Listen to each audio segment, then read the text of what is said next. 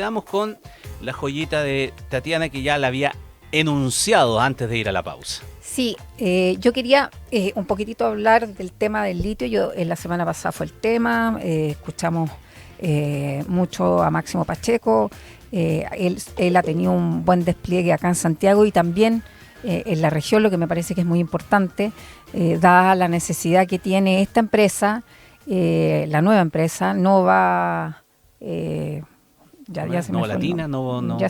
Nova Andina, y entiendo que la intención de Codelco y de SQM es que Nova Andina sea una empresa que tenga mucho de la región. Y a mí me parece que lo que ha ocurrido hoy día con esta empresa público-privada es histórico para Chile y se asemeja, lo dijo Máximo Pacheco, casi un poco a lo que fue la nacionalización del cobre en términos de desarrollo de minería en Chile. No solo porque asegura la participación del Estado en un recurso estratégico, sino porque abre por primera vez, de verdad, la puerta a la posibilidad de que el litio sea una palanca de desarrollo económico importante en Chile. Lo que uno ha leído y escuchado del nuevo presidente de Nova Andina son cosas que van en esa línea, ¿no es cierto? La idea de que esta no solo sea una empresa que produce litio, sino una empresa que ayude a construir un ecosistema, parece estar en la retina de quienes van a dirigir esta empresa. Y en ese sentido yo creo que hay varias cosas que uno podría sacar de experiencias en otros países. Por ejemplo, países como Australia entendieron que el recurso del litio es solo el punto de partida. Y lo importante es lo que se construye alrededor. Y en ese sentido yo creo que es importante que si Nova Andina empuja productividad, proveedores y conocimientos, Chile puede tener un salto de verdad cuantitativo en el ámbito del desarrollo. También teniendo una buena red de proveedores locales como un proyecto más global, ¿no? En Canadá y Australia la minería fue la escuela para crear empresas tecnológicas de clase mundial. Proveedores con automatización, sensores, software, gestión de agua, salmueras, ingenierías de proceso. O sea, no venden solo mineral, venden inteligencia y operación eficiente. Países como Finlandia apostaron por la química avanzada, materiales intermedios, no por la fantasía del producto final. Litios de alta pureza, sales especializadas, materiales por cátodo, reciclaje de batería, y eso es muy importante. No se quedaron tan solo en la creación de baterías, sino que las baterías que estaban en desuso volvieran para ser recicladas, y de hecho de eso han hecho otra gran industria. Noruega, por otro lado, muestra que los altos estándares ambientales y buena gobernanza no son solo un freno, sino una ventaja competitiva.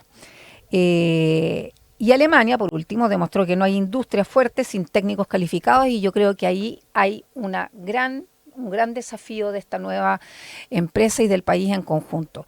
Y yo quiero volver a recordar lo que en aquel minuto fue el sueño del presidente Lagos de esto, innovación y tecnología, que tenía mucho que ver con lograr que la industria de la minería lograra tener un match perfecto con el mundo universitario y el mundo de la educación. La necesidad de crear nuevas carreras que fueran en ese tiempo las que permitieran que la industria del cobre no solo fuera extracción del cobre, y bueno, vemos que no resultó muy bien aquello. Y en ese sentido yo creo que este nuevo paso, este nuevo acuerdo y esta nueva empresa, que de verdad puede significar si se hace bien, que yo estoy segura que esa es la intención, puede significar un salto importante y un buen legado de este gobierno, por lo menos en el inicio, y creo que es muy importante que la conversación entre Nova Andina, entre las universidades, un sinceramiento de cuáles son las carreras que va a necesitar esta nueva industria, y de esa manera poder formar conocimiento y jóvenes que sean capacitados para no tener que exportar talento, sino tenerlo dentro de Chile, puede hacer la diferencia. Así que creo que me gustaría a mí no ver solo a Máximo Pacheco tan desplegado, me gustaría también ver a las autoridades con un gran despliegue en el norte de Chile, y creo que, bueno, espero que antes que termine este gobierno eso se pueda dar.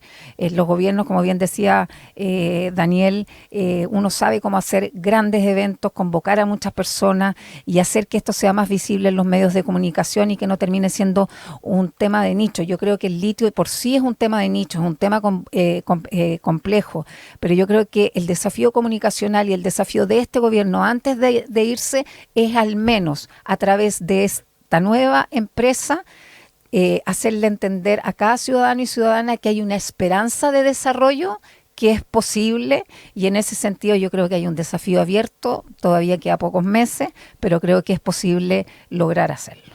Daniel Mansubi. ¿Cuánto jugará en la dificultad que tiene el gobierno para gritar estos goles? Que a mí me encantó esa expresión, la encontré muy reveladora, muy sintomática, pero el hecho de que, claro, Máximo Pacheco está cómodo con esto, ¿no? A Máximo Pacheco esto lo representa. Uno puede pensar que Máximo Pacheco con este acuerdo, él está convencido de que esto es lo mejor para Chile, que está bien hecho.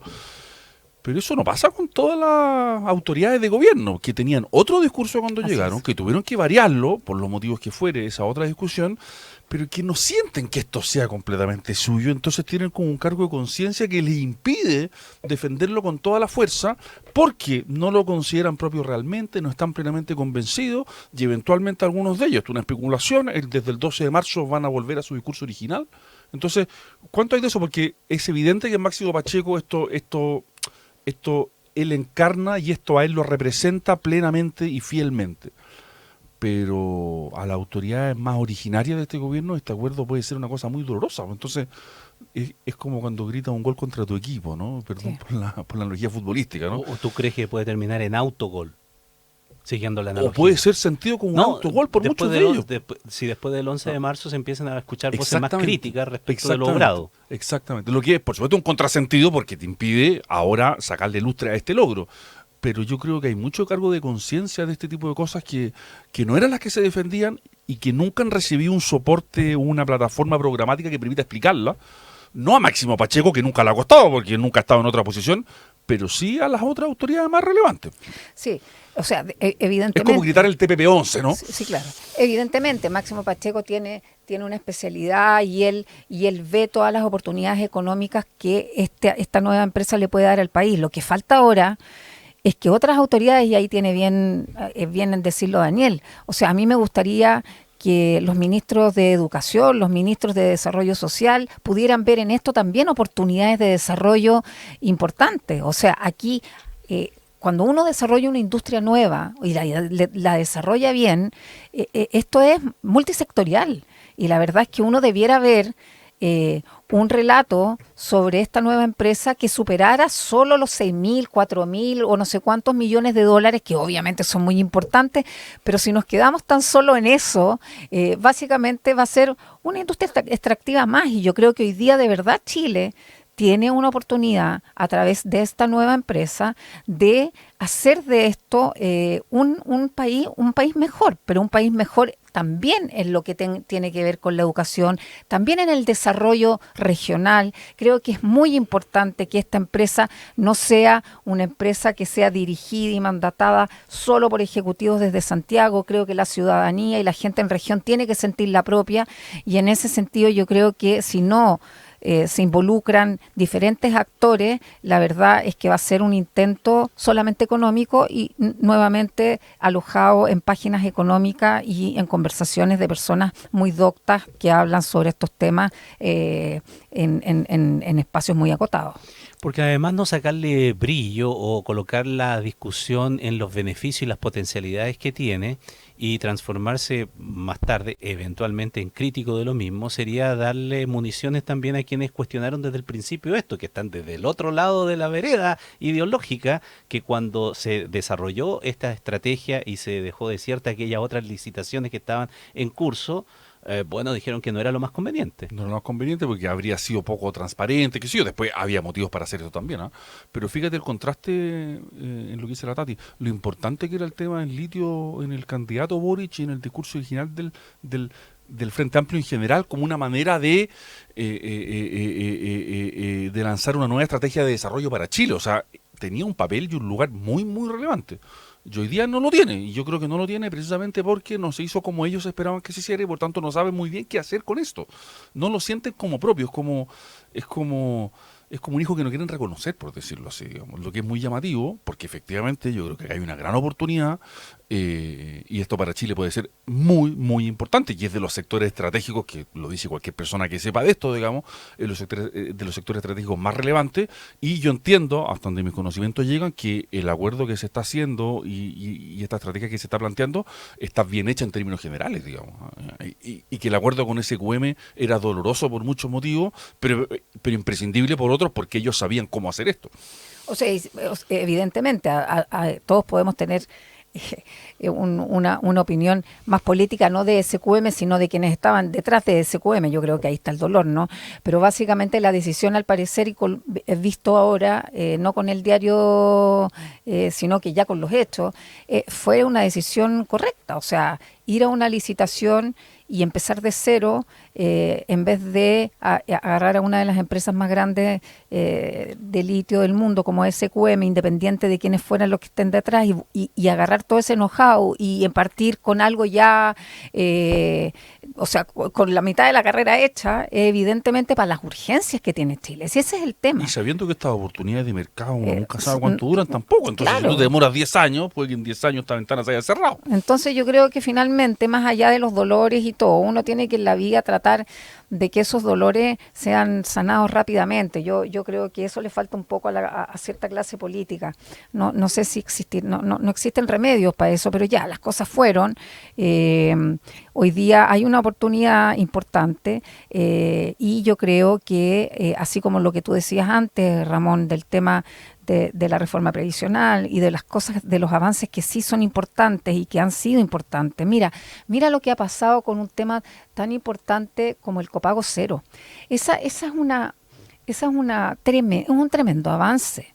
Y la verdad es que ha sido noticia cada vez que se dan nuevos resultados. No, la gente no lo tiene en su retina. Y el copago cero es súper importante. Pasó mucha gente de pagar un poco de dinero a no pagar nada directamente con esa medida. Y esa medida, por eso yo cuando hablaron tanto, cuando el presidente Kast, quizás la cuña no fue la mejor, pero dijo esto de que iba a gobernar o iba a aprovechar de gobernar de lo que pudiera por decreto.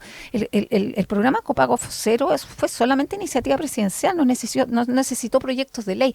Entonces, también demonizar ciertas cosas. Evidentemente, el presidente de la República y el gobierno puede hacer muchas cosas buenas. Es que decirlo a través de decretos suena tan feo hoy día, pero sí, por gestión propia. ¿Ya? Por resolución ejecutiva. Por resolución ejecutiva. Y yo creo que cuando tú logras hacer buenas cosas por resolución ejecutiva, hay que gritar los goles, como dice Daniel. Entonces, no lo digo yo. Mira, ¿sabes qué es lo que me pasa? Que me da un poco de lástima, y me da un poco, en ese sentido, quiero ser honesta, porque es enero y febrero. Queda solo enero y febrero. Y la verdad es que aunque el gobierno hiciera un tremendo esfuerzo por lograr tener un relato que acote a los legados y a las cosas buenas, son meses en que la gente está en otra. Y la verdad es que yo trato de no ser pesimista, pero la verdad es que el impacto que hoy día puedes tener sobre la gente que está en vacaciones, que está en otra, por supuesto, más limitado. Es mucho más limitado. Así que yo, la verdad, lamento que se haya perdido esa oportunidad. Espero que en lo que queda se trate de remontar aquello, y que la gestión comunicacional en estas últimas semanas y meses que quedan, que además es complejo porque tienes todo enero en esta discusión. No voy a decir la palabra que se me viene a la cabeza porque no es bonita para la radio, pero en esta discusión estéril, autocreada del arrastre, del amarre, perdón, y de este proyecto de ley que se empieza a ver el 5, que seguramente nos va a comer las últimas 2 semanas hasta que el presidente electo nombre su Y gabinete. que todo indica que no tiene los votos. Seguramente. No tiene los votos. Lo que lo hace todavía más absurdo en un sentido, ¿no? Pero además es una camisa 11 varas, porque no lo puedes votar, no puedes rechazar la idea de legislar, porque si rechazas la idea de legislar, te echas el reajuste del sector público, no puedes volver a meter la ley nueva al tiro. Y imagínate medio quilombo para el gobierno que sale y quilombo para el gobierno que entra. Entonces, efectivamente, van a tener que aprobarlo en la idea de legislar y luego ver cómo se la arreglan en particular para sacar todo lo que hoy día, porque además Isabel el martes leyó ahí como una minuta de una miscelánea que viene adentro, que no solo son los amarres, sino que viene un montón de cosas que no tienen que ver con el reajuste del sector público, sí, que seguramente va a ser ahí una discusión muy compleja. ¿Se va a comer la discusión de esta próxima semana de ese tema? ¿Crees tú, Daniel? O sea, esto, por supuesto, el ancho de banda es limitado, y tiene que ver con cuántas cosas vayan o no comentando y se vayan sabiendo del futuro gabinete. Hasta ahora hay noticia de negociaciones, hay noticia de no, pero si tú te fijas, en los últimos días esa noticia como que ha bajado, en parte porque me parece que el equipo de Cast es muy disciplinado y se filtra poco, no es que no se filtre nada, pero se filtra poco, y por tanto eso ha estado menos presente de lo que yo hubiera esperado. Y por lo mismo, por contraste, digamos, y por mera cosa mecánica, es la ley del amarre la que podría terminarse comiendo esto, como bien decía Tati, hasta que se anuncie el gabinete, que se dijo que iba a ser alrededor del 15 de enero, en 2 semanas más. Por tanto, estas 2 semanas probablemente estaremos conversando mucho de eso.